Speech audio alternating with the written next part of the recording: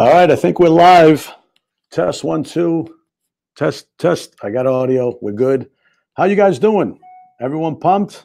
Let me shut off my email here because it's gonna go crazy and light up. Quit. All right. I'm gonna wait just a couple of seconds here. I know some people are logging in right now. I'm excited to be here. I know you guys are pumped. I've got the questions. They come every time I get one more. I said we had a deadline, but you guys just keep on firing questions, and it's totally fine. I'm okay with it. I just added 2 more like 5 minutes ago, so I'm gonna read them off of what I just printed, and I'm also gonna read them off of my screen. I've got all the questions for this call. We've muted, obviously we've muted everybody because if everyone starts firing live again, we're never going to get through everything. But I just, I'm pumped. I'm pumped because of the feedback. I'm pumped because of the questions that are coming in. They're the right questions. I firmly believe that there is no wrong question. And every time I get a question, I replay back when I first got into this industry, guys. And I had that question. I had that question, right? So before we go any further, I just want to say a big thank you, a welcome to the family, to all the new members, and give yourselves a pat in the back for listening to this webinar, for just taking the time to do this, because believe me, not too many people take that extra step. They want it all, but they don't take that step. And I'll tell you this, for me and for my partners and every entrepreneur I know, I get this question, and someone's asked me as well. It's like, how did you get there? How do you do that? It's one step at a time by never quitting. And if I could say anything, it's that, guys. It's never, ever quitting. I never quit. Every day I'm faced with a wall that I see in front of me, a roadblock. And I'm programmed when I see a wall to say, where's my sledgehammer? Because I got to break it down, because I'm going across.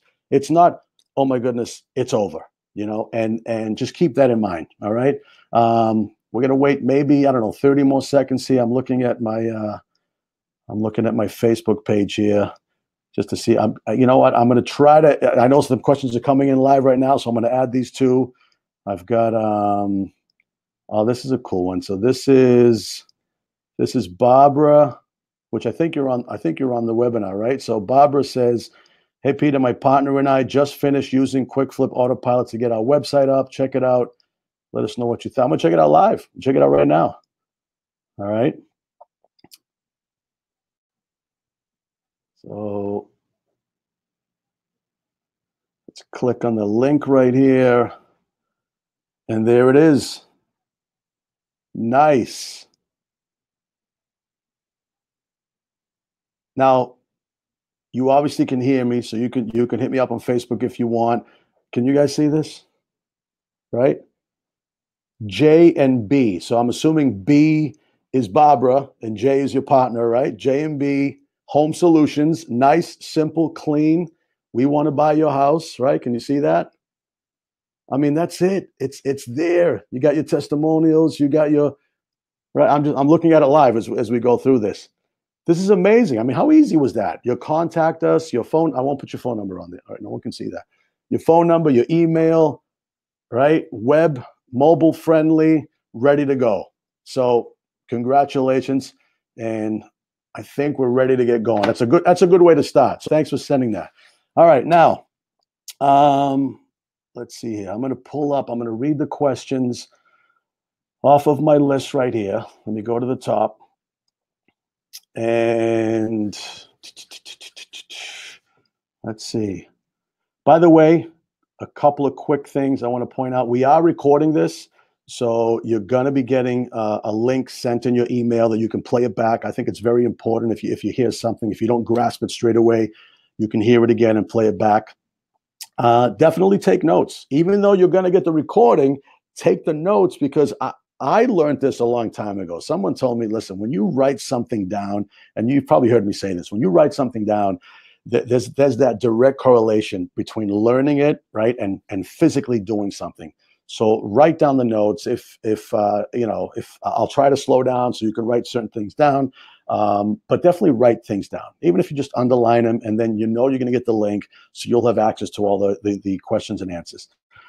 I think that's it, right? Let's just get down and dirty. Let's just jump right in. So let's go through.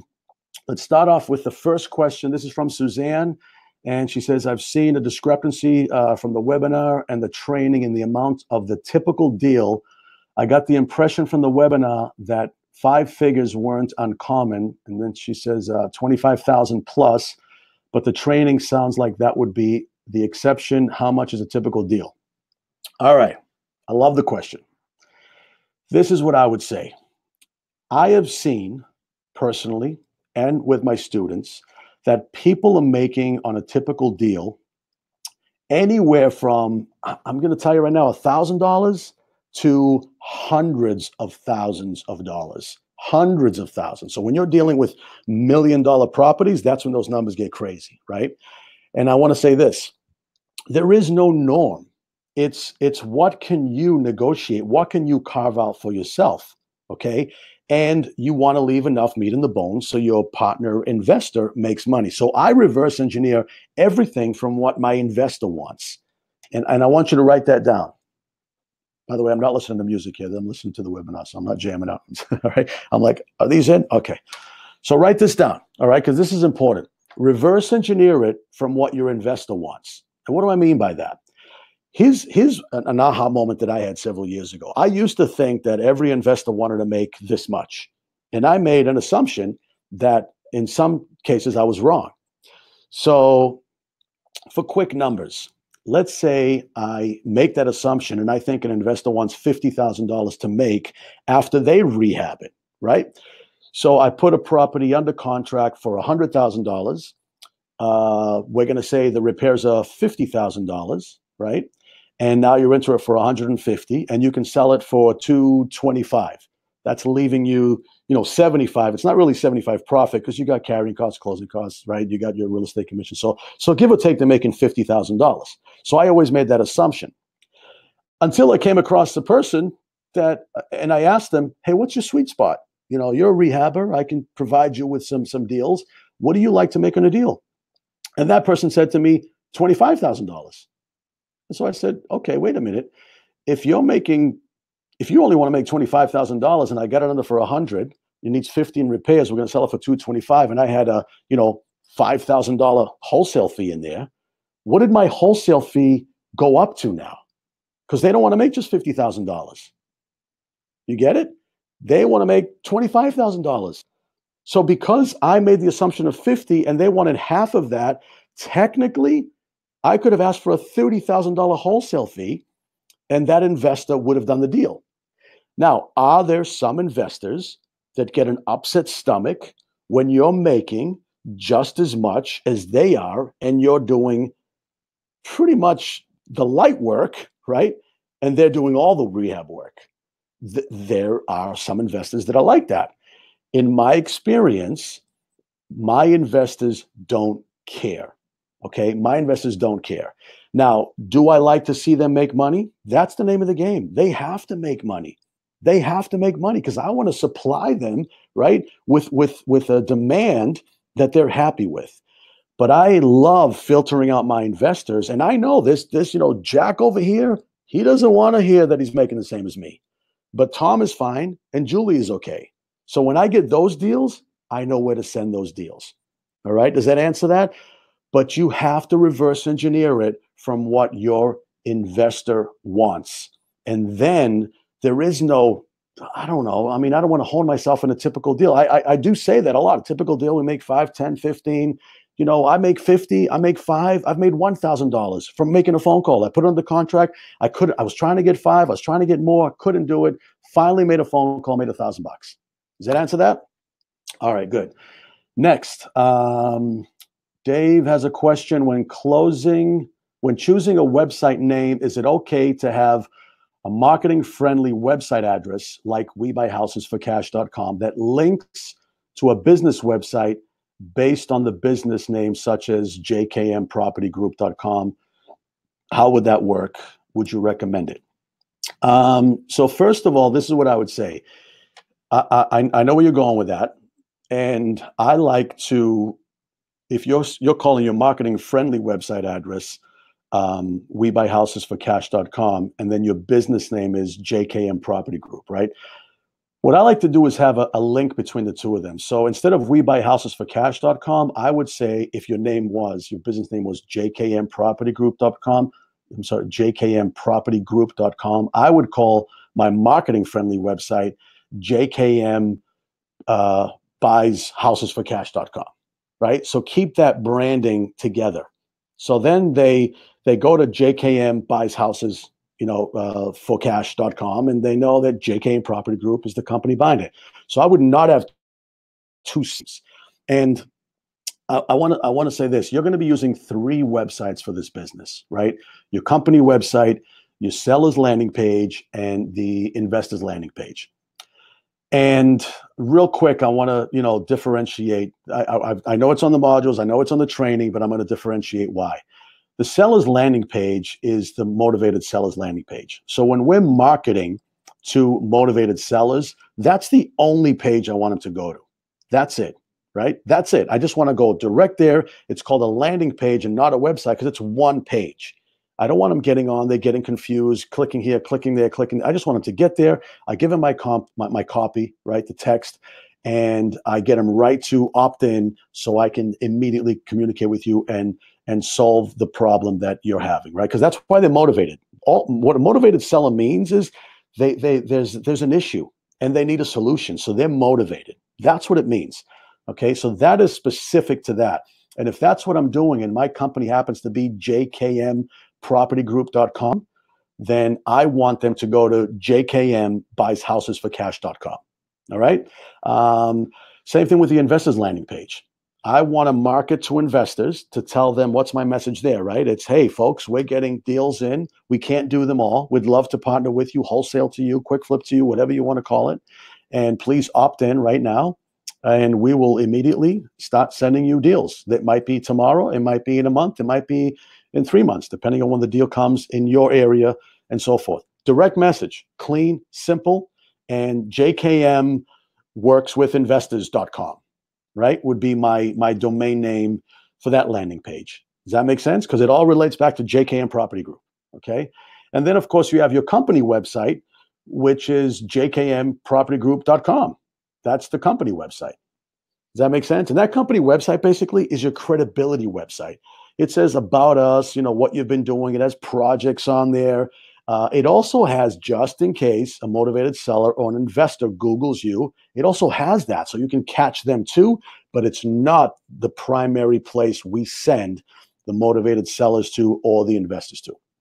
So Dave, I hope that helps out. And I'm sure now you got that clarification, all right? Next, I've got Jeffrey here that says, I need help A to Z. So new, uncertain on what to do first, no experience, but I bought Autopilot last week. What's the best course of action? All right, first of all, I just want to say good for you for just getting out there and saying, look, I am a brand new newbie at this thing. Where do I begin? Okay. Here's what I would say.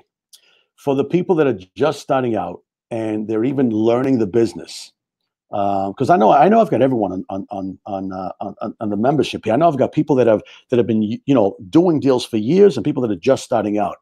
This is what I would say to the newbies. First thing I would do is go through all the modules. All right, so literally just go through all the modules. I need you to understand this business, right, and how it works. And I'll tell you in a nutshell how I see this business and how it works.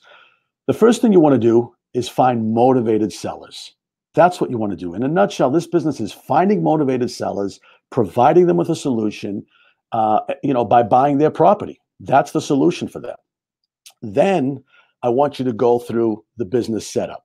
Okay, you're brand new now, so go through the modules and understand the business. Find motivated sellers, find them a solution.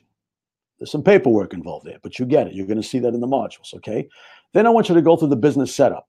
Once you go through the business setup, it literally tells you what to do first.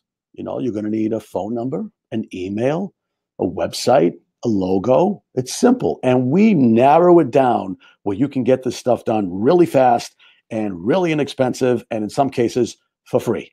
Okay, between Google Voice options and things like that. Today you can get things done pretty much on a dime budget. All right.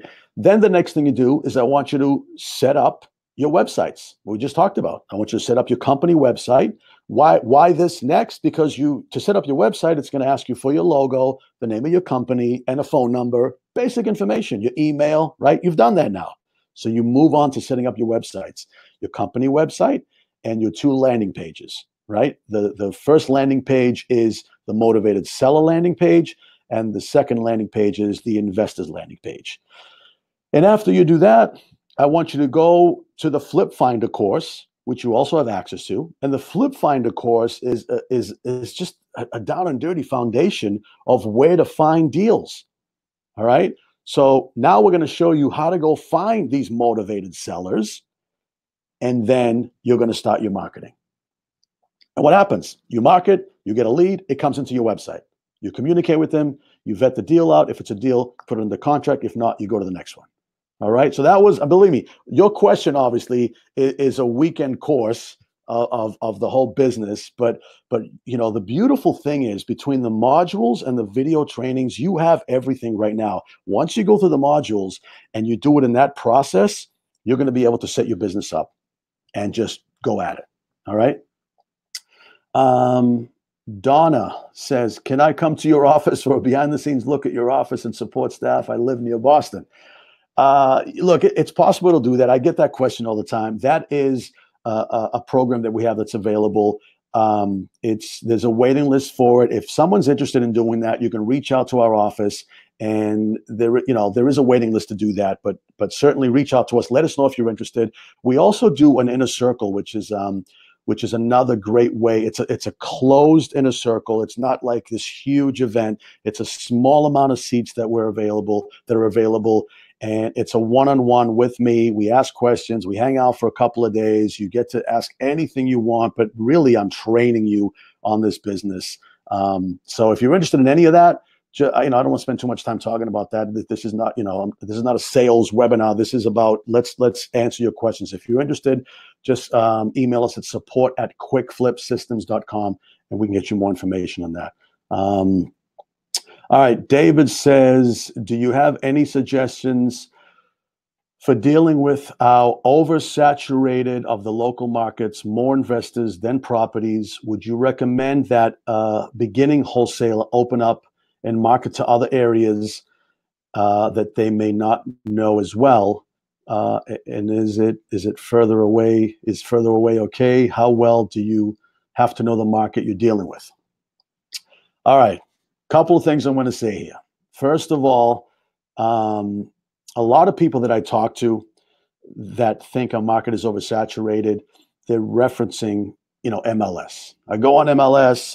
I'm dealing with my realtor. I go on MLS, and it's not happening, Pete. We find motivated sellers. There's a property on the market, and you're telling me to do a 10-day due diligence and lock them up and try. It's never going to happen. Okay. Why is that? Because you're on MLS. And if you've gone through the modules, you'll see that I say to you, or Flip Finder, I'm not going to say to you, you're never going to do a deal on MLS. But let me tell you something. MLS is oversaturated. And, 99 people out of the 100 students I talk to that tell me their market's oversaturated, 99 of them are telling me they're looking on MLS. What we're talking about, and that's why it's huge for you to go to the Flip Finder, is get in front of people that are not on MLS. That's where the magic starts happening. All right. And I can personally tell you this. I mean, most investors I know that are killing it right now, they're not doing the marketing right. Okay. They're dependent on people like yourselves to bring them deals. They're just not disciplined to stay focused on the marketing. They get in there a little bit, they do the marketing, they find a deal, and then they just go off into rehabbing that property. So they love paying 5, 10, 15, 20. They love paying that fee because people like us are providing them opportunities to go make 50, 100, 200, whatever it is that their sweet spot is. All right. So, and every time I talk to someone, by the way, that says, oh, I think it's oversaturated and I'm going to look at doing it in another market. That other market, there's another person there that says, I think it's oversaturated, I'm going to go to their market. So the grass isn't always greener, folks. The fact of the matter is, you just have to realize that the name of this game is really finding a deal. And when you find that deal, all the magic starts happening. I've had students that go out there, they find deals, they don't even follow the process. I said, do this, do that. You know, I found a deal, and they're running around with a hot potato. And let me tell you something, all those items I told them to get done in a week, in a month, whatever, they find a solution in a day, in hours. Why? Because now it's in their face. They're looking at $10,000, $15,000, $5,000, whatever it is, and they figure it out. So my advice to you is, you can certainly do this in another state. And you know, we look at deals in other states as well. But there is so much business in your backyard. And I'm speaking from a guy that's in Boston, right? I'm speaking from an angle where I'm talking to students in Los Angeles. I'm talking to students in Chicago. I'm talking to students in Florida. The whole country's on fire right now, guys. So if you were to think that, you know, we don't have people here thinking that this thing is oversaturated, absolutely we do. But when you dive into the Flip Finder, when you would dive into using Facebook strategies and really getting in front of people that no one else is getting in front of, that's when the magic happens. With that said, I will tell you that you may not be the only person doing this, okay? Because I'm not in my market, but that means repetition, follow-up, and a system. You have that system. You guys have the system. You have the capability to do it. You just got to do it. You got to utilize it, okay? So don't think the grass is always greener. That's really where I'm going at with that. All right, Wayne, my question is in reference to the wholesale fee that is charged when passing off a property to an investor. Let's say your wholesale fee is $9,500, and after all the figures are set and everything looks good, you have submitted an offer to the motivated seller, they accept, and you did better than you expected, leaving you with a surplus of, say, $15,000. Does that extra become part of the wholesale fee, or do you essentially resell the house with the added profit? So if it's negotiated for $140K, do you sell it to your investor for $155K and then charge you $95? Okay, I know where you're going with this. The answer is no, and I'll tell you why. From the question, the way it's positioned, I can see what you're doing. You're saying that you negotiated your wholesale fee prior to negotiating with the motivated seller, right? And that's doing it backwards. You never do it that way, because your wholesale fee will always fluctuate according to how good you negotiated that price. It's a little bit of what we talked about in the earlier question. So, you know, you're saying you thought you were going to get it under for 140 and you did better, right? Or maybe higher. I don't know what numbers, but you basically went to the seller and you did $15,000 better than you expected. How do you get that extra money out, right? So the answer is you don't do it that way. What you do is your first communication is with the motivated seller, and you have established that $140,000.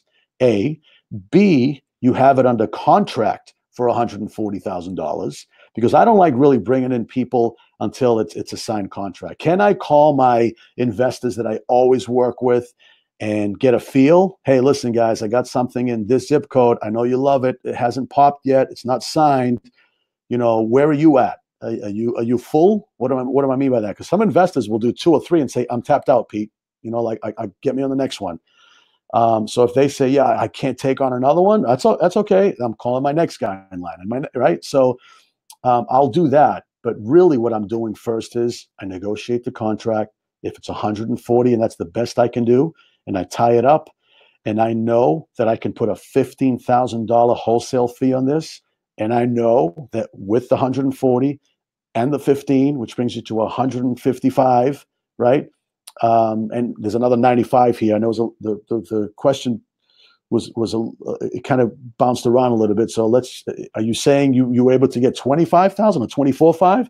Whatever that is, whatever that number is, negotiate the 140 first, negotiate your wholesale fee, add your wholesale fee on, and make sure that your end, investor partner can still make their sweet spot money. What's their sweet spot? 50, 100, whatever it is. Okay. And that way you don't want to renegotiate deals. That's one thing you don't want to do. So has it ever happened before, by the way, where I've put something under, we'll use 140, for example, 140. I've gone to my investor and said, I want the 15 or the 25. And they said, let's do it. And something pops up. I'll tell you what's happened to me. I've had the investors call me up, the motivated sellers call me up and say, I know we're supposed to close in 30 days. I got a situation, Peter. You know my situation. That's why I was motivated.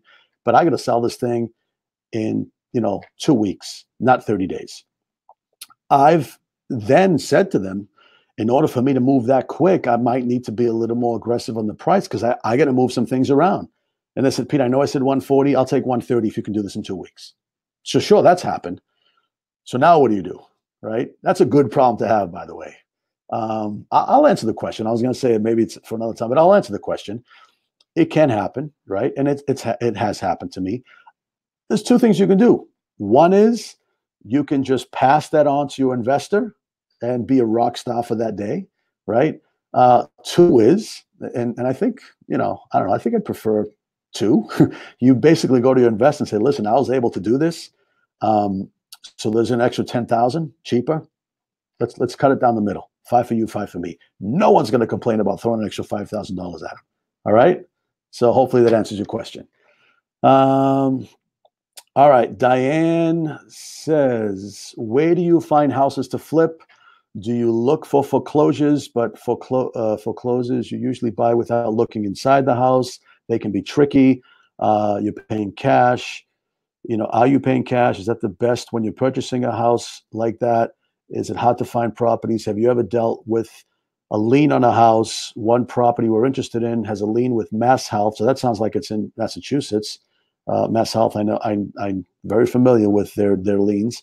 How do you know how to negotiate with the agency, meaning MassHealth, or better to stay away? It appears MassHealth has high expectations on price of the home for someone who wants to flip it. Thanks, Diane. So, Diane, I'll say this. I'm going to give you a two-part answer. Be careful when you're buying at auctions. All right. If you're just starting out and you're buying at auctions, you have to really know the rules. You also have to know that you're buying as is. You have to know that there are certain liens that will stay on the property. Certain liens won't. I'm not going to get into the whole foreclosure course right now, but I will say this. I will give you one lien that nobody can fight. That's the IRS lien, taxes. They are always first. People usually think that the first mortgage is first, the lien holder. It's incorrect. Taxes always supersede everybody. All right. Two things certain in life: death and we're going to pay taxes. Okay. So the Uncle Sam always gets his money first.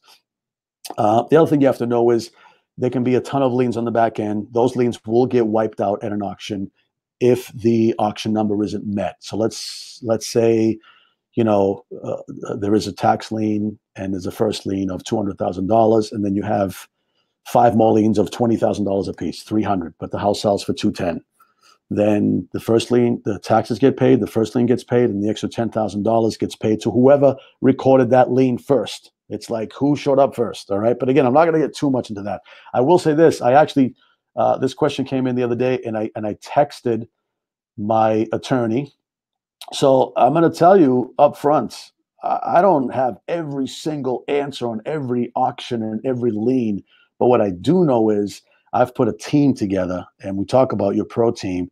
So when I want a question, I just go to the source and I say, hey, this is Ken. I say, Ken. And I give him, I said to him, hey, quick question. Does MassHealth, see, things change, laws change. So I've dealt with MassHealth liens before, right? So here's what I said. Hey, quick question. Does MassHealth lien have to get paid if property goes into auction? Does it take priority or does it get wiped out? He responded immediately, by the way, which I love. Wiped out, or there's a 90 to 120 day waiting period after closing for the Commonwealth to enforce the lien. Would need to double check. Always changes. On vacation this week. When is the auction? So he thinks I'm buying a house, right? So I said to him, it's tomorrow. I said it's tomorrow. And then I said, just kidding, smile. I wanted the answer, right? So he responds real good. And by the way, This is the type of response you want from an attorney, a person that's on your team, anybody that's on your team, a realtor, an attorney. You want them to go through this process. And if they're not, I can understand if you're not doing a lot of business in the beginning. But let me tell you something. There's a lot of hungry people out there, attorneys, realtors. They want to respond. They're in an environment where they know they have to respond this quick. They can't wait 3 days, especially if you're dealing with an auction, right?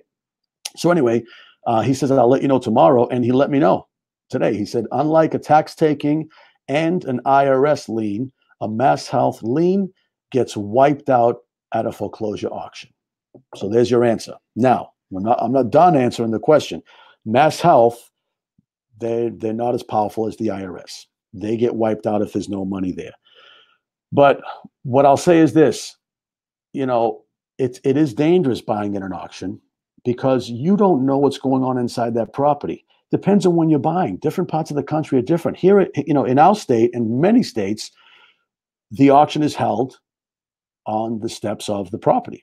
In other states, it's held at the courthouse, right?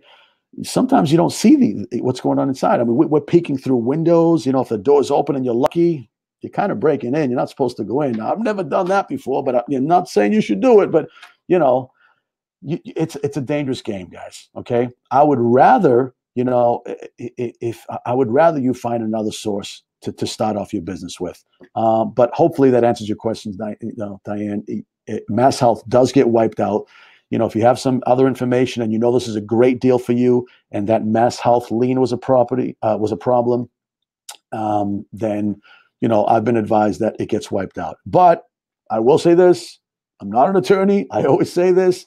Check with your attorney and double check. I'm just telling you what I was told from my attorney. But just be careful.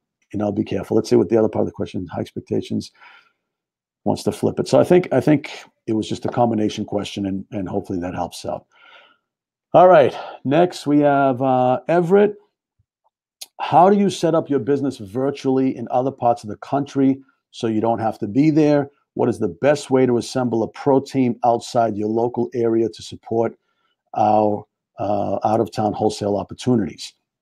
It's a great question. I'm assuming you're asking this because there simply is out of your town opportunities, not that it's an oversaturated market, right? So, and we're totally fine with that, because we do the same thing. We have outside of our state opportunities come in, and when we do, there's a certain protocol we take. So here's what I would say. Here's again, this is it's a whole weekend course of going through this, but I'm going to give you the quick down and dirty here. First thing you want to do is you want to find an attorney that you can deal with for a power of attorney, right? Or a title closing agent, because you're going to need someone to close these deals for you, at least draft the paperwork and get the investor buyer going down. Then what you want to do is, I'm not going to get into you need a realtor, you need this and that, because if you're finding opportunities, you're doing some marketing, the leads are coming in, you found, hey, I got an opportunity, I want to wholesale this thing to an investor down there. So the first thing I would say is, like I said, find the closing agent or an attorney that can help represent you. Then what I would do is find at least 2 investors, right?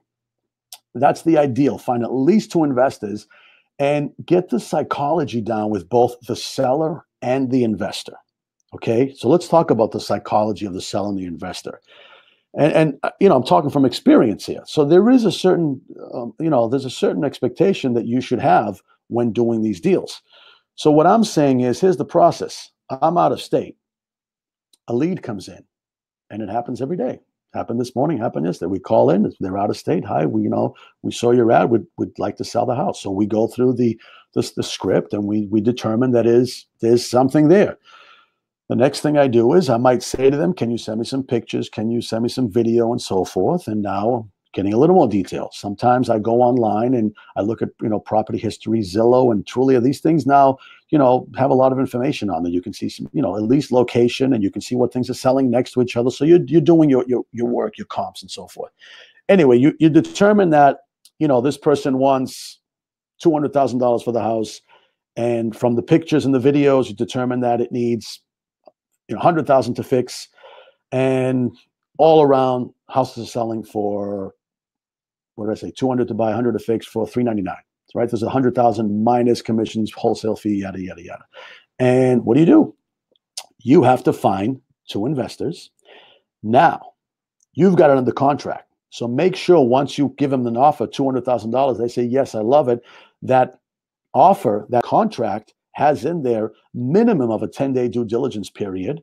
And you're gonna see, if you haven't done the modules, by the way, you've got to go through the modules, because I explain why and how we set up the 10-day due diligence period and how we put things in the contract. You got it under contract. And now what you want is, you want your your investor partner, whatever you want to call them, get in and see the property and see if they're willing to give you, a wholesale fee for it, right? So this is what I do. I tell people, I work with 2, 3, whatever it is, not more than 3, because it gets a little overwhelming for the seller. But that's great. John, I love the property. We've negotiated the offer. It's $200,000. We can definitely do this. I'm going to send you the paperwork. You can sign it. You can meet at my attorney's office and sign all the paperwork. All my escrow agent. You see why I found them first, right? Because that's who represents me, and they'll give you the earnest deposit of $500 or $1,000 or whatever it is, just to make sure we have a valid contract here. And then, I'm not going to go through the home inspections. And as we spoke about, the only thing I want to do is, in my 10-day due diligence period, I'm going to have my contractors come in and just kind of go through the property and give me estimates. So I'm going to actually send out 2 contractors. What's good for you? What day is good for you? Oh, I'm around Wednesday. I'm around Thursday. Great. So I'm sending contractor number 1 or investor partner number 1, because I might say to them, I'm sending my partner over there that I do deals with. I like contractors that I partner up with, because a lot of contractors are investors. So I like it when a contractor shows up in a pickup truck, or is a contractor. Okay, you don't want to lie to anybody. If it's a contractor that's an investor, that's who's showing up. But I want them to come in and give me an estimate. And John, listen, I really want to be sure, so I'm gonna have 2 contractors show up and look at this property, because I'm getting a couple of bids here, because I'm excited to get this thing going. As soon as we close, we're gonna get in there and start ripping it apart and rehabbing the property. What you don't want to do is send contractor number 1 and contractor number 2 in together. A lot of people will tell you to do that. That's a nightmare waiting to happen. Now they're talking to each other. How much are you offering, Peter? How much are you offering? Oh, this is ridiculous. They get mad. They get all offended, even though I do tell them, by the way, to contractor number 1, hey, listen, I'm only showing this to a couple of people. So get in, tell me what you think, let me know. It's a soft way of putting their, competitive guard up for them to say, I really like this. Should I tell Pete I'll give him 5 for it, or should I just say 10? Right? So contractor number 1 goes in to give you a bid, okay? And they do that on Wednesday. And then you negotiate that on Thursday. Contractor number 2 is going to go in and give you a bid. So they both come out now, and a couple of things you're going to hear. Either, Pete, there's no way I can fix this thing for $100,000, for $50,000. You're nuts. There's no money to be made here, right? Or they're going to say, I love it. I love it. And then this is what I like hearing. What's the number? I know yesterday you said there's a couple of guys you're sending out there. Come on, man. Like, what's the number? I'm finishing up right now one in, this county. I got 3 bids on it. I'm dying to get into this property. Just give me the number, And now you say, well, I don't know. What are your thoughts? And then you get into negotiating for your wholesale fee. Okay. That's pretty much it. And it's the same thing, by the way, folks, that we're doing here. It's the same thing we're doing here. What's the difference? The difference is you just have someone out there that's doing, representing you as an attorney or as an escrow agent. And by the way, the more I think about it, I don't even show up to my closings here in my state. My attorney does them all with the POA. I don't show up to the closing. Now, here's what's nice about the psychology. And since I got an opportunity to tell you this, here's what happens. The seller now has met both contractors or both partners. They may not be a contractor. They may be a partner. So my psychology and script there is that I got 2 partners I work with in your town. I love them both. I'm not sure who to pick, John, so I'm going to have them both come and take a look at it. And they're just going to take a peek. They're going to look around. And they're going to see, what they think and how much time it's going to take us to get in and out. And, what's good for you. I can get one in Wednesday, one in Thursday. Okay, so if they're partners or contractors, it's either or. All right. So now what happens is once they go in and they see it, I know exactly what to do. So even if it's in my backyard, it's the same story. But the psychology I was telling you about is they've met the contractors or the partners. So when I call John back and say, John, I got the best price from this contractor, or I decided to do the deal with this partner, they now know that person. They met them. And I might say to them, so from this point on, Tom, who's the partner of the contract, might want to get back in to measure the windows. Are you okay with that? Sure. And then what happens is they start getting a relationship now with that person. I'm not worried about it because I've vetted out these investor partners. I know they're not going to screw me over. And guess what? They're the ones that are going to be showing up to the closing, not me. And John doesn't care anymore. So it's kind of the transition. It's kind of like, you cut off the umbilical cord and you say, okay, John, now you're dealing with this person. There's the chosen one. They show up to the escrow agent's office or the attorney's office and they finish the deal. I do the same exact thing here, guys. So whether it's out of state or in my backyard, it's kind of the same thing. I'm not showing up to every closing. So again, I can spend, good 2 days talking about that, as you can tell. All right. Matt, can I set up or link multiple emails to one website for separation of groups, or is there a better way to organize buyers and sellers? Okay. I think I know the question, and this is what I'm going to do. I'm going to explain to you what the group categories are and how important it is. Okay. So I think what you're saying is, let me read this again. Can I set up or link multiple emails to one website? You might be asking if you can have multiple emails. So you're saying your name's Matt at Gmail and Matt S at Gmail. For you are using two emails. I think that's what you're saying. So if you are saying that, I would advise to just use one email for that clean message. So people know how to get you to that one email. But you mentioned the groups here. So here's what we're going to do. We're going to talk about how the group categories, how they work and why it's important. Okay. So you have two separate landing pages here. Okay. And you have a company website too. I'm going to tell you this, that anybody that comes in, you've marketed to motivated sellers. They come in, they opt into your page, and now they are grouped as a seller. Okay. That's what you're going to group them as, a seller. When they do that, they get added to an email campaign. So there's an immediate email that goes out. That's Autopilot. That's the beauty of Autopilot, right? Then there's a task that's associated with that, and that task goes into your inbox, right? Into your panel. So that task says, I'll tell you what it says, call them, because they opted in. Now you got to call them and go through the script. Once you call them, then you assign them to another automated email campaign, whether it's you submit the offer or whether they just went cold on you. And that's what's great about Autopilot, because so many leads are going to start coming in. We find we just can't handle all of them. You put them in a drip campaign and that works for you while you're sleeping. Okay. But what's important is that you categorize them correctly. So you put them in the seller campaign. Okay. The seller group. All right.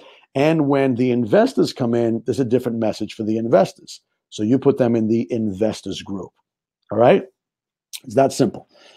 Okay. And by the way, there's we're recording new tutorials. Okay. We actually recorded them earlier and we're going to be uploading them probably by tomorrow morning, that are going to walk you through the groups, the websites, updating everything. I know there's tutorials on there, and I felt that it was better if I recorded the tutorial and kind of walked you through from my perspective as the investor as well, not just a technical perspective of how to set things up. Okay, so they're going to be on there by tomorrow morning. So check in, and you're going to see the website tutorial. You're going to see the investor landing page tutorial and the motivated seller landing page tutorial that I personally have put in there. I've infused a little education in there, so definitely a must. And that was a great question, Matt. All right, next, Steve. Say you have figured out a 40K profit for the investor buyer and a 10K wholesale fee, and you find the investor buyer is okay with making 30K.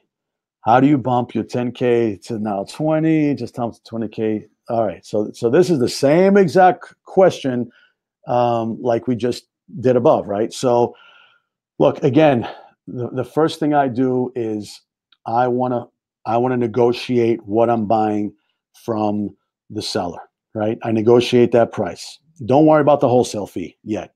Worry about, can I get this thing under contract, add my wholesale fee on there, right? And you might have a group of standards. You might say, if I can't make $5,000, Peter, I'm at the point where I'm not going to deal with this.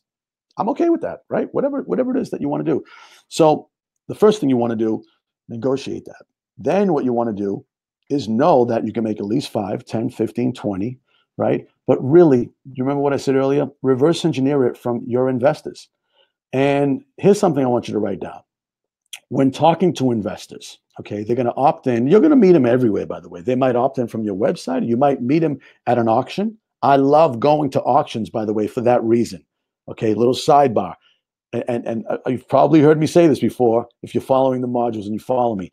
When you go to an auction, who's there? Who's there? Other investors that are trying to buy and outbid you to do a flip. Okay? And today, there's probably 10, 20 of them per auction. You want to build an investor list fast? Go to an auction this week. You're going to meet 10 investors there, at least one, okay? And pass out your business card and say, oh, you love buying these type of deals. I'm marketing in this area. If I get something good that has some good meat on the bone, would you like to possibly, buy it from me? And they're going to say yes, if they're a real player. If they're just starting out and they're not sure, they're going to say, I don't know what you're talking about. I'm not buying it from you. I buy direct. Once in a while, I get a weirdo like that, but that's fine. Okay. So my point here is, when you get to that point of the conversation, find out what their sweet spot is. That's the first thing I ask an investor. So what's your sweet spot? Give me an average deal that you do. That's it. Give me, what was the, what's a deal you're doing now? You just did. What do you like to make on a deal? So I know when I find something that this fits for you. And if they look at me like, what do you mean? I go a little further and I say, is it 30,000 minimum you're trying to make, 20, 50, because I get different deals, different parts of the county, of the city. And I want to know what, your sweet spot is. So when that hits my desk, I'm calling you. And then they're singing like a bird. Oh, listen, Peter, I love working this zip code. This is this zip code, and I will go into that one if it's, on the border, but that's it. I just know my market. I love this area. And, and the last deal I did, what Tracy Street is? Yeah, next to Tracy Street, there's a little, Tracy Lane in the back. I did that house there, and all in, I made $42,000. And let me tell you something. If you can find me deals like that, I'm loving it. So I'm making notes. 42. Why? Because if I find a house that I can buy for 100, put in 50, and sell it for 300, right? There's 150 spread in there. Closing costs wholesale. What am I charging for a wholesale fee? If this person can make $100,000 and I can make 50, I'm going for it. Okay, I'm going for it. And I do all the time. And the next thing I kind of do to vet out that investor, I say, look, I can do that. You are aware of wholesaling and, yeah, I'm aware of it, absolutely.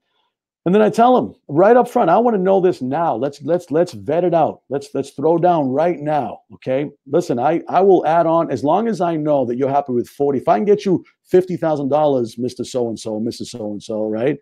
Don't call him Mr. Call him John, Jack, Jane, whatever, right? Be more informal. If I can get you your 50K, do you mind? Because I need to know this up front. It's on my question. Do you mind if I make my 20, 30, 40, whatever it is I make?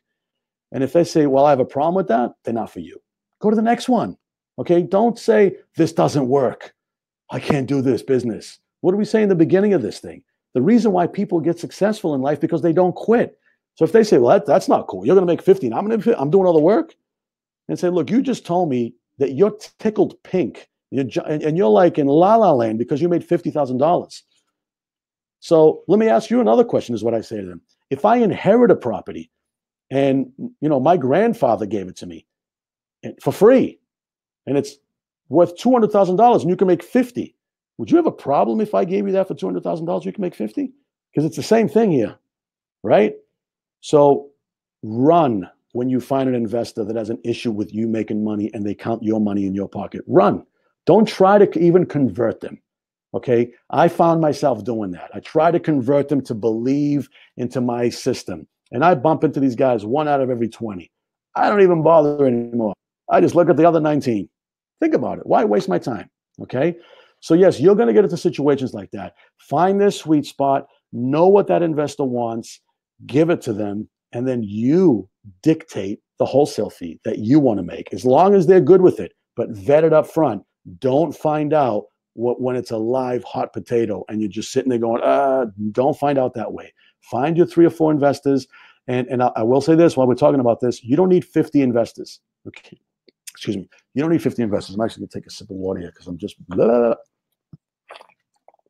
We work with probably 5 investors in one area. Too many investors, too much drama. You don't need them. And the only reason I rotate them is, like I said earlier, are they full? Pete, I'm tapped. I'm doing 3 right now. I'll go to the next guy. Sometimes I get into difficult situations where 2 guys go see a property. All right. I've got Julie, and Kay, and I got a couple of people, but they'll go see a property. They're both qualified. They're both able. I want 20,000 wholesale fee. They're both offering me 30. And now you got to be a bad guy and pick. Good problems to have, but be careful, because I had one guy that I didn't pay attention to it. You know, he was constantly going. And then like 4 deals later, we didn't give him anything. We kept on just leaning on the other guy. And I don't know why. Maybe he just made my life easier. You know, just didn't ask. You know, just some people work easier with you. But actually, this guy was just as easy. For whatever reason, he didn't get any. And he turns around and says, I'm not going to see another property. I said, why not? He says, every time I go, I never get him. And I said, you didn't do the last one? No. You didn't do the one before that? No. I said, you know what? I'm sorry about that. You're getting this one. I'm not even showing it to anyone else. You're going to go in by yourself, no one else. If you like it, it's yours. And I brought him back on my list. Good problems to have, right? So just remember that. Vet your people up front. Vet your investors. You only need 2 or 3 to work it really good. You don't need 1,000 of them. But what we find ourselves doing right now is, an out-of-state is a perfect example. All of a sudden, an out-of-state lead comes in that I'm not even marketing to. Okay, it just organically can happen. They go on Facebook, they see things, certain logarithms, get them to see that ad that we're posting on Facebook, and they're out of state. So immediately now, I'm negotiating with them, and I put an ad out looking for investors in that state. You see when I start searching for new people? So that's how it's going to work. All right. Another question here. I'm a realtor that sells a lot to investors and always wanted to do this business after seeing how much they make. Okay, I'm finally doing it. But my question is, am I okay doing this as a licensed realtor? Awesome question. I get this question all the time. And I'm going to, here's my first disclosure, if not my second, because I said I wasn't an attorney earlier. I am a licensed real estate broker. And I disclose that every time I'm doing business and buying properties. If you disclose what you do, right, and this is what my attorneys and my legal team have advised me for 20 years, if you disclose what you do, it's okay. Okay, what you can't do is go in and not tell them that. As a matter of fact, I put on every contract, I am a licensed real estate broker in the state of Massachusetts, and I intend to make a profit from this transaction. Write that down. It's in your modules, but write it down. I am a licensed real estate broker in the state of Massachusetts, and I intend to make a profit from this transaction. Well, of course I intend to make a profit from the transaction. I'm just going to buy a property and lose my shirt, but I got to disclose. I'll tell you the best testament to this is this. Yeah, I see these billboard signs everywhere around where I live, and you probably see them all over the country, okay? Have you ever seen a billboard sign that says, we will sell, this is realtors, so-and-so realty, right? We will sell your property within 30 days. If not, we will buy it. Yeah, you've seen these ads. And the first glance, you're like, how are these guys doing this? Realtors would call me all the time. Peter, you're broke. How are they doing this? How are they doing this? Are they crazy? They can't just be buying that house if they can't sell it in 30 days. Well, in fine print, it doesn't say that they're not going to buy it for retail. If they put it on the market for $200,000 and no one's biting and all the offers are coming in at 150, then, and they're from investors, right? then yeah, they guarantee us, folks, listen, we tried selling at retail. Nothing's going on here. I gave you a guarantee. I'm a licensed real estate agent. If you want, I'll buy it for the $155,000. We'll fix it up ourselves and we'll put it back on the market because apparently the as-is condition isn't cutting it. You get it? Are they disclosing it? Yes. I mean, they've got a billboard that basically does what we do in a nice psychology. So for the realtors out there, right? That's a good one. You can use that one, okay? Not only you can use the billboard, but it answers the question. You have to disclose. And I'm glad to see, and I get a lot of this. I get a lot of realtors that say to me, Peter, I sell a lot of real estate and I sell it to investors. And, I get the front end and the back end and it's cool and I'm making a lot of money, but these guys, they're making this, they're making that, you can do whatever you want to do. Okay. Let me add this in there also. There's a couple of funnels that we call them funnels. So a lead comes in, right?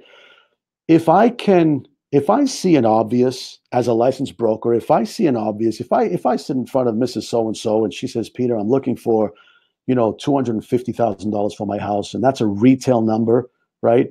But I want to sell it fast, and I said, listen, your house is worth $250,000. You list this on MLS, you're probably going to get $250,000. And give or take in this market between the home inspection, the first open house, someone obtaining financing, I'm comfortably telling them that in 45 days from now, you're going to have that money in your bank account. You're done. So tell them the truth. If you're a licensed agent, tell them the truth. Believe me, what goes around comes around, folks. There's enough business. If you're marketing, there's enough business to do the right thing in this business. Don't lie to them and say, oh, it's really, you should get it for this. Just be honest with them. What you're providing here is a service, and there's a value for that service.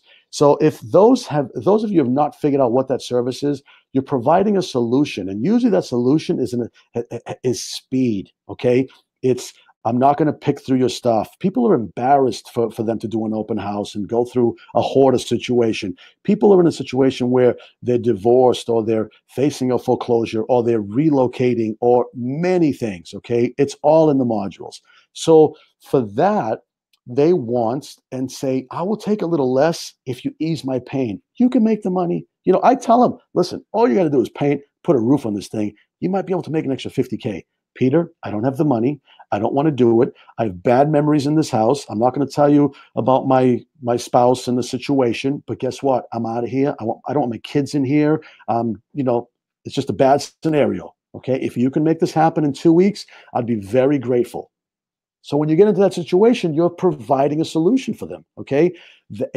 So you have to be that person that says there's both angles. Now, I will say this, and you'll see going through the modules. If we get 10 phone calls in, I'm not buying 10 houses, okay? We're working off of a 2%, 5% margin. Most of the people we talk to, we don't buy their house, and you need to know that, okay? Because we work off of a small percentage, but it's a numbers game. Now, as a real estate agent, you can give them both options. You can say, folks, you know what? This is the offer we're willing to do, and this is why. And if this just doesn't work for us, we'd like to list it. And say, then we can provide a listing for you as well. So you have two angles to work from. Now, I know a lot of you are saying, oh my goodness, should I go get my real estate license? No, that's not what I'm saying. Because what I'm saying to you is I know a lot of students now that become lead, just lead monsters. So if they're talking to 100 people and they're doing 2 deals, they've got 98 people that want a house listed. Guess what they're doing? You cannot, by the way, make a referral unless you're a licensed agent. The real estate people on this call know that, right? But can you provide a service? Can you provide leads? Can that real estate agent pay you for marketing for them? Can you work out a deal that is ethical and legal for that real estate agent to provide a fee for you? And can you make enough money? I call that seed money for my marketing.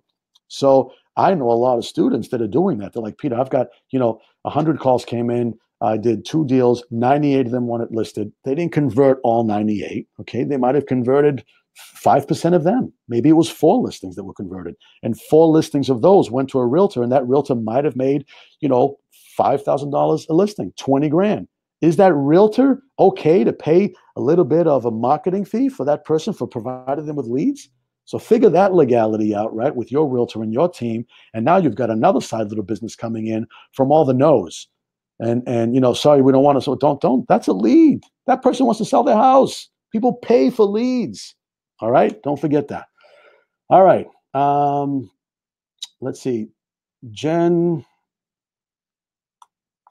says, I think we understand that there aren't any closing costs for the seller and that they don't need to clean anything, but why and how what deems a qualified buyer? Can you explain that? So what you're saying is probably the marketing hooks, right? So we're saying we're going to pay for closing costs. We're going to help you move, right? Is that what you're saying, right? So what deems a qualified buyer to pay for their moving? Guys, it's a good question, and it's a simple answer. Getting it under contract for a good price that allows you to make money, pay for closing costs and moving is what qualifies them as a qualified buyer, right? So if I'm making enough in there, if I'm making $20,000 on a wholesale fee, or even 10,000 or 7,000, okay, and moving them costs me $2,000. Well, we'll use the bigger number to make this example very easy. If I'm making $20,000 and they're like, listen, that's great, but I got all this stuff to move, and I go, listen, let me see if you qualify for us to pay for your moving as well.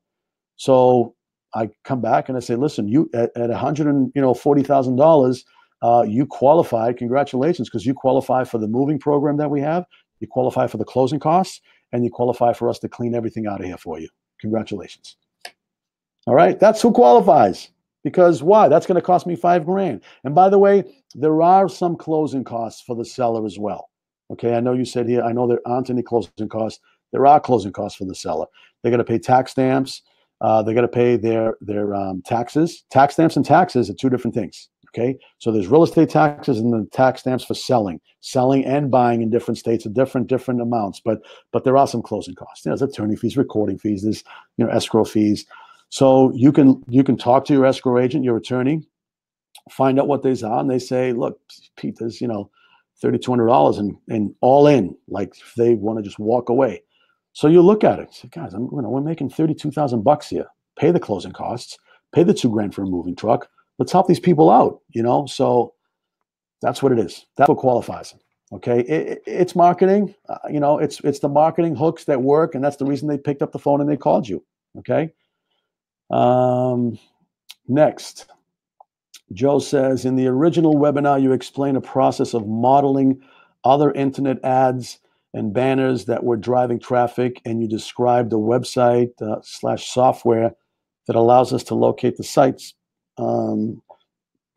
where they are attracting the most clicks. I'm sorry. Then create a similar ad and target the same site and duplicate that success.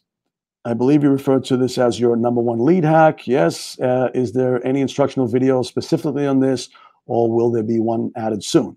Guys, this is a strategy that we've been tweaking for the last few months now. So it's hot off the press for us. We wanted to show you guys exactly what we're doing. The good news is we are creating a video for you, and that's going to be up, I would say, within the next 7 days. So you're going to have access to duplicating that system, a step-by-step process, a video as well. So yes, killer question. I love the way you think, and I love the way that you guys are going to use this. Right now, that is doing very well for us. And as things change, guess what? You're going to find out about them because you're connected to us. Okay, you're going to get the emails, whether it's 3 months, 4 months, 5 months. And this business changes, guys. It changes. What we were doing 2 years ago and 1 year, we're doing different already. And social media, especially, I mean, the team is on fire with what they're doing and the testing, and we're absorbing that test cost. Okay. And obviously, for you, it's great because it's being as part of the alliance, having the membership, 3 months from now, when we're testing something new and we're like, oh, this is crazy, right? This lead hack might be working for another year.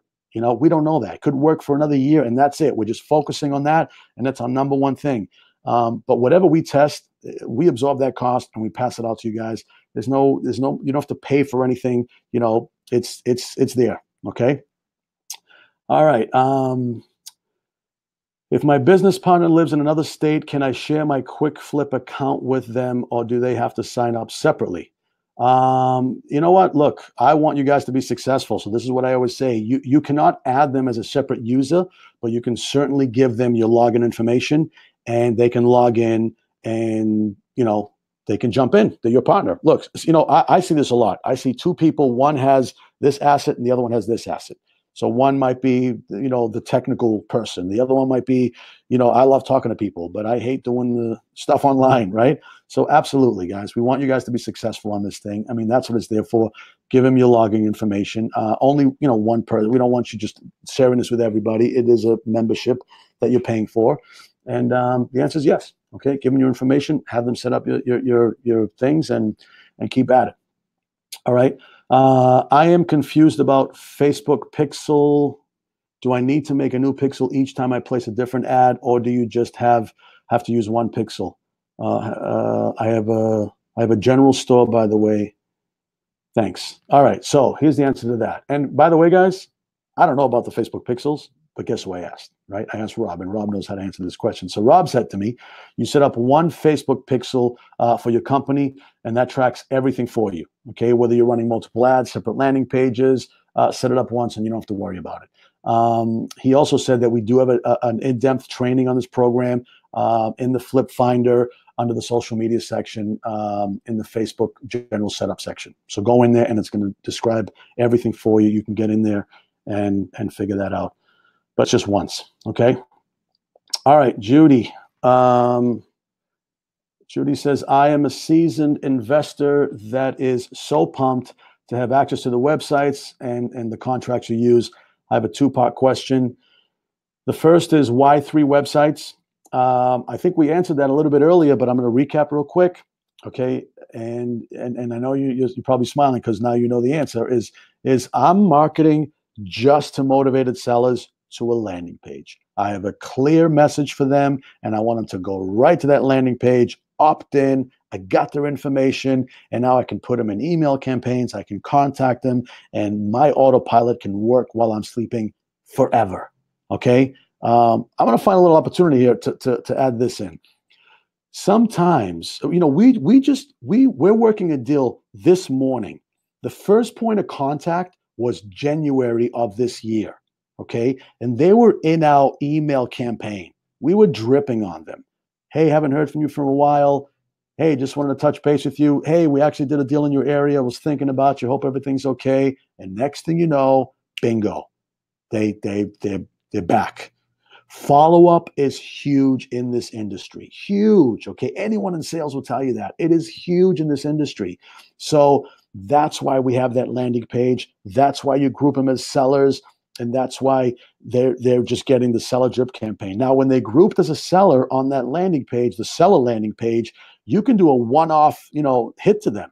I was talking with Rob the other day, and he said, around the holidays, hey, the holidays are coming, and if you're in a climate where it's cold, I know it's getting cold, and you're thinking about heating that house, and let's say you bought a list of vacant properties, or you bought a list of out-of-state owners, right? And you're like, hey, I know you got that property and you're out of state, and you're paying for the heat because when I talk to you, whatever it is, right? The winter's coming is the message. And listen, we're still interested. We still love your property.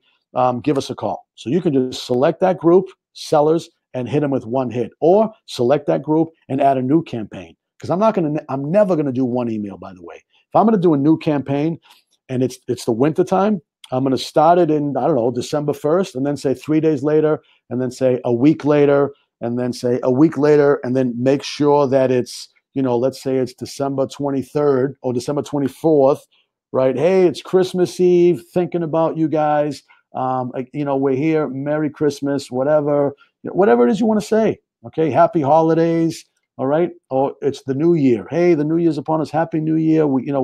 Whatever it is you want to say, you're just going to put them in that drip campaign. And that's what's amazing about having the separate websites. All right. So that is your landing page for your investors, for your motivated sellers. And as I said earlier, your company website is the credibility website. It's when someone's Googling you, whether it's an investor partner, whether it's a lender, a bank, whatever it is, a hard money lender, they go on and they say, wow, think about this. The person, Barbara, right? Instantly, Barbara, you know, I mean, you're on this call. Instantly, your credibility is up and running instantly. And now I'm sure you're right now going, I got to get this to people. I got to get this in front of people, right? So that's why we have the 3 websites. Second part of a question, how do I make the money if the deal doesn't close using your contracts? And can I tweak the contracts? Do you advise that? My attorney likes them, but wants to add some more language. I've been using her to do wholesales for years. So I love her. I want to work with her. She understands the concept, just wants to change it a bit. Should I let her or insist to use yours? Awesome question. All right. So here's my quick little synopsis on working with real estate attorneys. First of all, it was more than a 2-part question. All right. But I'm going to answer all of them. So the first part was, how do I make the money even if the deal doesn't close? Now, if you've gone through the modules, which you should go through, the answer's in the modules, but I'm going to give you the quick answer. Basically, the contracts we sign says that once you sign this contract, you're giving me a non-refundable fee of X amount. And if you don't show up to the closing, you lose your fee. See, people used to use contracts that if the deal did, if you never showed up to the closing, then the deal just blew up. I'm not doing that. And I'm the only guy that's doing this. Well, I shouldn't say that anymore because now I've got these contracts out there with my new members. Here's the bottom line. If your investor can make $100,000 or 50 or whatever their sweet spot is on a flip, and you ask for $10,000, $15,000 non-refundable, why would they give it to you? Right? You remember the scenario I said earlier? Please give me a deal. I'm just wrapping one up. I want to make another 60K. Come on, give it to me. What do you need? 10, 15, right? If I said, listen, I need 15,000, park your money with my attorney. Okay, it's going to be held in escrow. It's 15K non-refundable unless there's always a contingency. What's the contingency? They're basically inheriting the terms of the P&S. Again, this is all in the modules, but I'll give it to you real quick. The terms of the P&S said a clean and marketable title, because if it's not a clean title, everyone gets their money back. There is no deal, okay? And whatever the terms are. So what other terms could be on there? A vacant property, because we don't like to buy properties with tenants in them. Have I?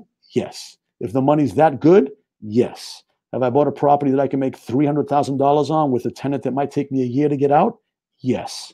Because that would cost me, worst case, $50,000, and I'm still making $250. You get it? So, but whatever the terms are, if I choose to walk away from that deal because that P&S says a vacant property, clean and marketable title, my investor is going to give me that $15,000.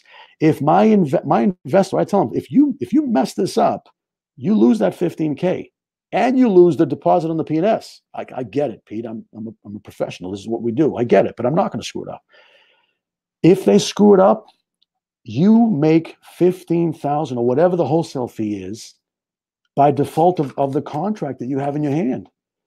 The seller kept the deposit of the P&S and everyone moves their own way. However, my contracts also allow me to step in and still seal the deal. So that investor can lose the $15,000. I can still step in, close the deal, make an extra 15, and continue on. And I will disclose this. I think it's happened once. Why? I vet out my investors on the front end. I do not want a reputation for making $15,000, even if the deal doesn't close. I don't want to do it. I want a reputation. When my phone rings, I want people to be excited. And write that down. Become that person. The phone's ringing. Do you go, oh, send them to voicemail? Or do you go, what's up? Right? And guess what? When people are making money, what's up? That's what they want to do. Okay. So that answers that. That's how you do it. And if you go through the modules and you read the language, you're going to see exactly what I just said in the modules. Now, the other part is, can my attorney tweak the language? And the answer is yes, absolutely they can. Look, folks, we've given you what we use.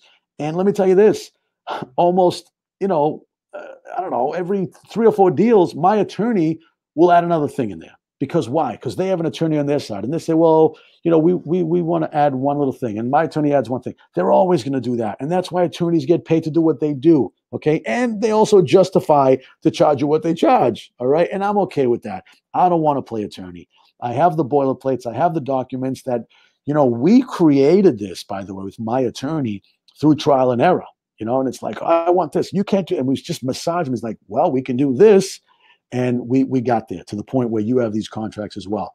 But absolutely, don't be a stickler with your attorney. Let them edit them. Let them make the changes. Let me know what the changes are. All right, I'm okay with that. And if it's something that I think is awesome, we'll let everybody know. All right, but we've been using these for years now, and they're solid. And people will edit them all the time. Who usually edits them on us is the investor's attorney.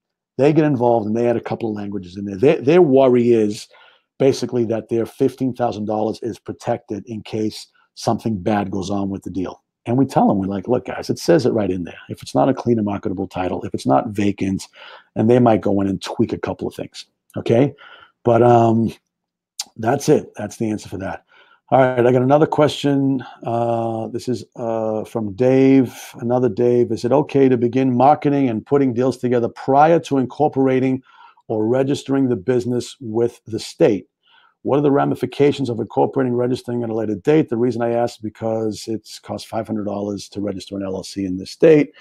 Can I wait to do a deal or two to absorb the cost? And the answer is absolutely. Look, we're giving you the ideal scenario on what you need to do in the business setup, right? Get your business, do this, do this, do this, do this. If you wanted to not spend that $500 to set up the LLC, by the way, gives you the asset protection. It's another layer of protection for you. When I'm doing quick flips, that personally, I'll give you my answer, that layer is not needed as much as it is when I'm doing a rehab flip.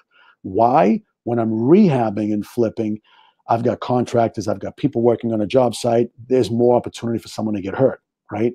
Where is my ownership on a quick flip? Okay, I'm only controlling the paper. If someone falls on that property, I never really own it. I just control the property. So I'm okay with that. If you're just starting out and you don't want to set up an LLC and go through the trusts, you can put on there, your name and or assigns. All right. Now, if it's a non-assignable contract, then what I would do is, and or assigns, I would put it into a realty trust or an LLC at that point. All right. Why? Well, because now you're excited to go spend the $500, right? You've got a deal. So you put on the contract. It's, I, John Smith, and or assigns will be purchasing the property, right? You've got your due diligence in there. Everything's fine. They sign the contract. You throw in a couple of investors, contractors, whatever it is. They're offering you $20,000 for the wholesale, right? They're signing documents. You're getting that money in there. You're much more happier spending $500 setting up an entity than you are not making that $20,000. If you've got the money and you can afford to, there's a certain amount of cost you have to set up a business. And in this business, the way we're showing you, it's so minimal. So if you can afford it, I'd rather you do it that way. But I'm certainly not against you just saying, Pete, I'm just jumping in down and dirty. I'm putting my name on the and or signs, and we're going to town. We're going to make a deal happen. Okay. All right. So another question here from Raquel. Now that I have a project, all right, cool. You got a project that I use my own funds to buy. How do I borrow the funds to flip it? All right. So it sounds like the lead came in, you got a project, and you bought it with your own funds. I use my own funds to buy it, right? So you probably paid cash with your funds. How do I borrow the funds to flip it? So you need money to flip it and repair it. All right, you're in a good spot because you've put up a lot of money here. What I would do is, first of all, guys, I like using other people's money. Okay, I just do. I know that leveraging money is where it's at, and I know that my ROI is always bigger when I put as little as I can down. I minimize my risk. And it is what it is. So what I would do if I was you is I would go to the Autopilot system and click on the Click and Fund tab, right? By the way, the Click and Fund tab, it's a company that has a group of hard money lenders that literally will fight for your deal only if it's a good deal, right? They're not going to fight for a deal if you say to them, I'm buying it for 100, I'm putting in 50, and I'm selling it for 154. No, that's not a good deal, right? If you say I'm buying it for 100, I'm putting in 50, and after closing costs, carrying costs, and so forth, that's another 15,000 and 165. I can get 250 for it or 300. They're fighting for that deal, and they're going to give you offers. So what are the different terms that you're looking for, by the way? You're looking for, are you putting any points down? What's the interest rate? What are the terms, right? Just customarily, by the way, let's talk about this a little bit with a hard money lender. 2 points, 12% is what's going on right now. I've seen 1 point, 12%. I've seen 1 point, 10%. I've seen 3 points, 15%. I've seen it all. The more you do business with someone, the better your rate gets. Okay. I've seen 100% financing through a hard money lender. They're going to make more than you in that scenario. But if you've got no choice and you haven't lined anybody else up and there's 100,000 to be made on this deal, clear net, they're going to say they want a 50-50 split plus the money that they lent on. That's where they make more than you, right? So who cares? If you can make 40,000, 30,000 and get in the game. And now when you're in the game, and I've seen this with students, like, hey, it's me. I got another one. Now I got some chips to play with. We're going to do a different structure here. So I would say go to Click and Fund, tell them the scenario, and give them the synopsis of the deal, okay? And say, here's what the deal looks like. I bought it for this. I'm going to put this much in. I need this much for repair, but I want to cash out. I would take your money out because I think if it's a good deal, anybody's going to give you that money. Anybody. It sounds like you're more than 50% invested into the project. So I would like to cash out. If you put, I don't know, 100,000, you bought it for 100 and you need 50 to repair it, try to get some money out, refi, cash out, get 50 back and say, you put in 50, I put in 50. And now you get some, I want my money in my bank account. That's what I would do. All right. And the other thing I would do is this, write this down. Go to Click and Fund. Okay. It is like a lendingtree.com. That's what Click and Fund is. And that's why we love it, because it's an awesome model. Finally where, they're competing for our business, right? And it's for house flippers. So again, I'm teaching you quick flipping, wholesaling. I'm not teaching you rehab. That's a whole separate thing that we do. We cherry pick and we rehab properties all the time. But what I'm saying to you is hard money lenders are giving you that money. It's they want to lend the money. If they're not giving you the money, they're not making money. So go to Click and Fund, and also write this down. Like I said, Google hard money lenders and then put your C next to it, your town next to it. All right. Because I don't want you just getting one opinion. Get multiple opinions. You might find someone in your backyard that says, oh, I like the deal. Let's do it. They might give you better terms. All right. So definitely that's the next step for you. You can even go to a bank, by the way. So I can see it right now. Why don't you go to a bank? You can go to a bank, and we do go to banks. Just trying to think, and really quick, how do I summarize when you choose what? Here's the deal. If you go to a hard money lender, they're going to lend on the deal, period. 99% of them don't even ask for a FICO score. They just don't care. They care on the deal, and there is a lot of weight on, have you done another deal before? If you haven't, then they're really looking at the deal, and there's got to be a lot of meat on the bone for them to take the risk, because if it goes sideways, they want to make sure that you're still going to make money. Everyone's going to come out looking good, all right? If you go to a bank, they lend on everything. Reputation. Have you done a deal? What's your FICO? What's this 30-day late I see here 9 months ago? How much money do you have in the bank? But I mean, it's a nightmare, okay? So we choose, do the math, right? So if you do the math, it all comes down to the pudding. I will do a spreadsheet and says I'm getting hard money lending, and I'll do it, I'm saying getting bank financing. And if I'm saving, let's say, $15,000 in financing by going to a bank, and I'm qualified for both, because I am, you may not be. So if you're not, you're just going to a hard money lender. But if you're qualified for both and you got good credit, you can do it all. I look at it like this. Is it worth the probing that I'm going to go through, right, for the savings of the $15,000? And if I'm making, a couple $100,000 in a deal, I don't want to go through that hassle, believe it or not. I want to burn and churn and go to the next deal. I don't want to sit there for 3 weeks and we need this and what's that? I see here in 2 years ago you did this, and I don't want to deal with it. But if it's a big savings and I'm doing a big project, like we do some bigger projects and we're saving $60,000, $70,000, it's up to you. You put it on your scale. Do you want to go through that pain and suffering, I call it, to save the 50, 60K? I think yes, right? But it's up to you.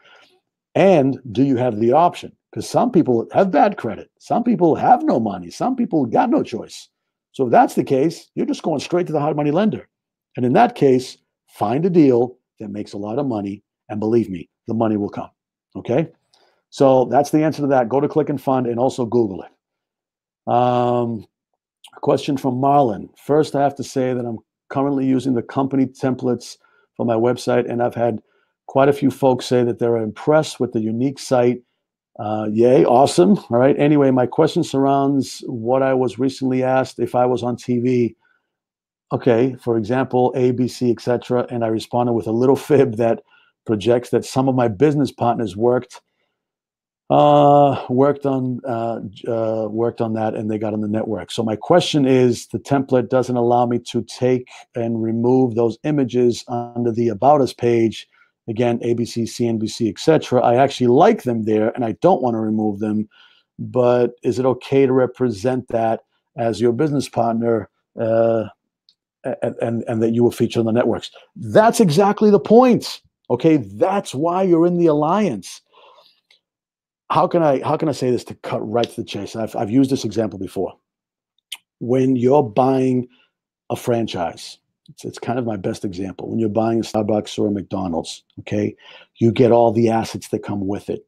All right, you get the images of the Frappuccino, you get the images of those golden French fries, the posters, you get all the digital assets that you can use for Facebook and marketing. That's what you bought into, guys. So yes, leverage it. What I'm going to do right now is teach you how to leverage it comfortably, because I think that's some people get it. I mean, I'm getting Facebook, hit up on Facebook and Messenger and saying, Peter, I love it. I love leveraging your all your efforts and all your work, and the fact that you're on here, and they just know how to do it. They're leveraging it by saying, my team and I, myself and my partners, okay, folks, I'm okay if you leverage my name. You can say, I work with Peter Solares from that show, Flipping Boston. Have you seen that show? Some have seen it, some haven't. If they've seen it, jump on it, run with it, right? If they haven't, you say, oh, he's one of those guys on TV. He buys and flips houses, and now we're working together, and we're working in this town with him. That's it. No one's going to ask you, at what capacity are you working with Peter Solares in this town?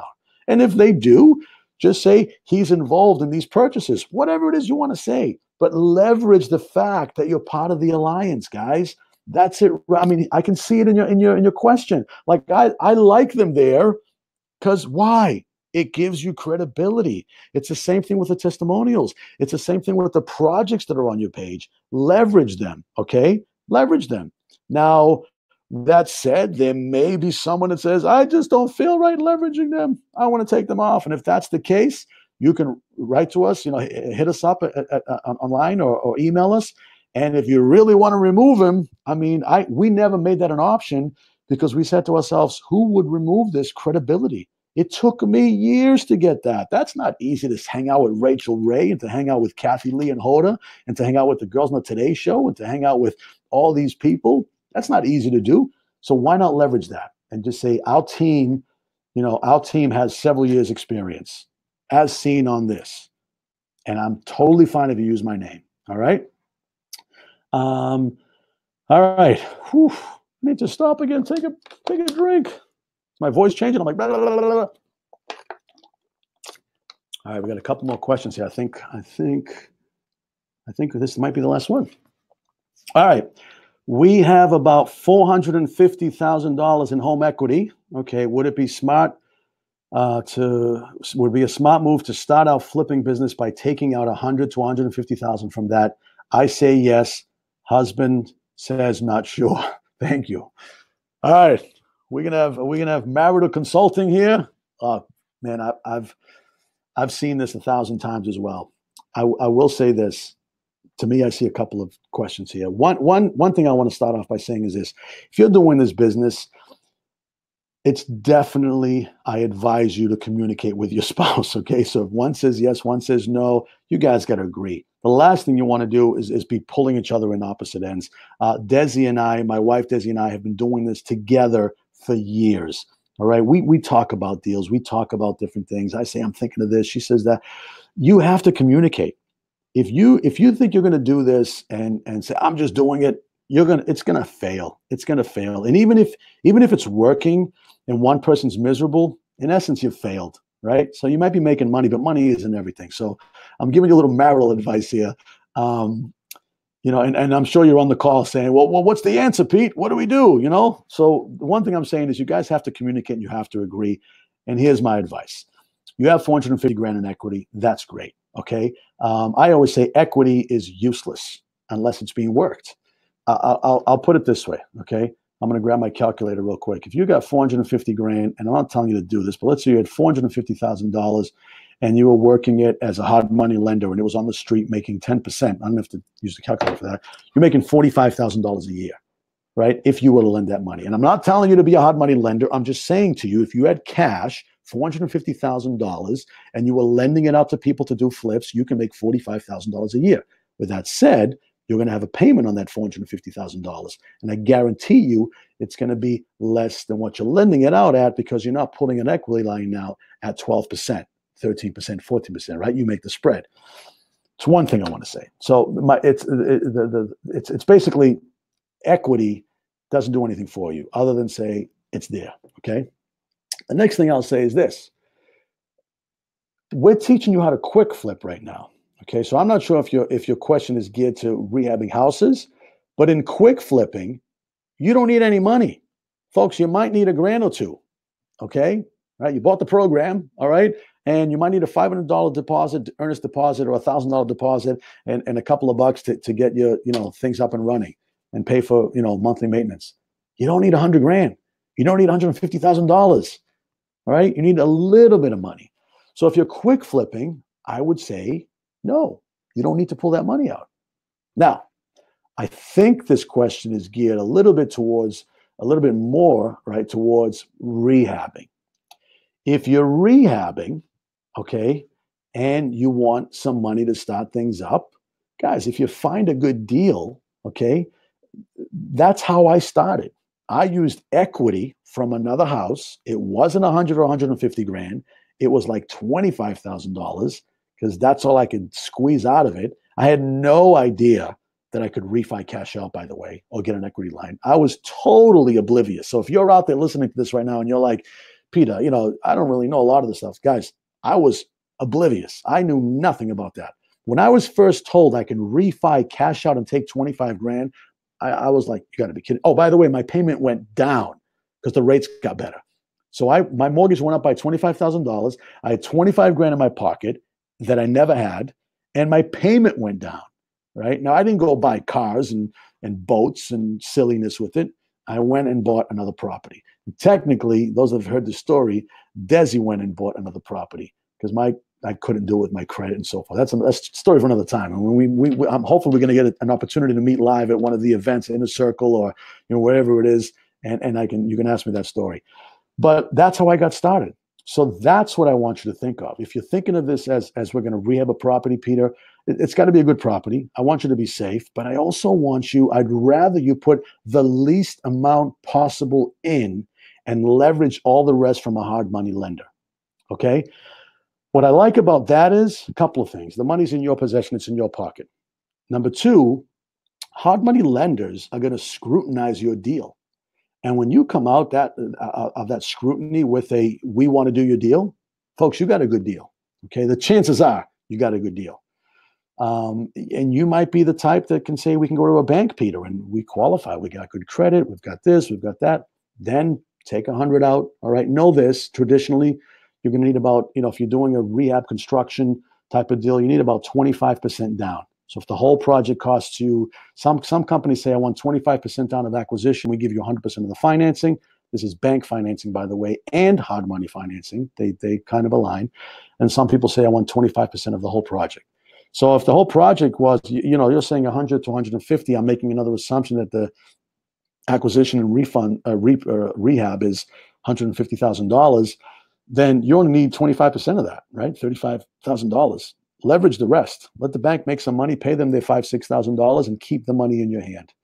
All right. So I gave you a little marital advice there. I gave you some advice on how to use the equity and what equity is. And I would definitely use other people's money, and for sure, use other people's money when you can. By the way, I got to mention this. I love your email. I'm not going to say it, but Stan's mom is the bomb. I just, love the email. I didn't say the whole thing, but I love the email. All right. Great questions, guys. I'm looking here. We've been on for about an hour and a half. I was hoping to do it in about an hour, but the questions, they kept on coming in. I love giving you the questions. and the answers to the questions. And you know, we thought about this. We thought about this with our team, and we said to ourselves, listen, I love hearing the successes. I love hearing the wins. And I don't get me wrong, I love hearing I made 5,000, 10,000, 20, whatever it is. But I really enjoy celebrating the small wins. Okay, so we decided to do something really cool here. You know, earlier we started off with I got a link to someone that set up their website. Okay, I'm getting emails of someone that said, "Hey, Peter, I got my email account set up." I'm getting, you know, hit up and saying, "Peter, I got my new Grasshopper phone number or my Google Voice phone number." Those wins need to be celebrated. Okay, those wins are awesome. The fact that this is happening, guys, is awesome. It's one step at a time that really gets you to the finish line.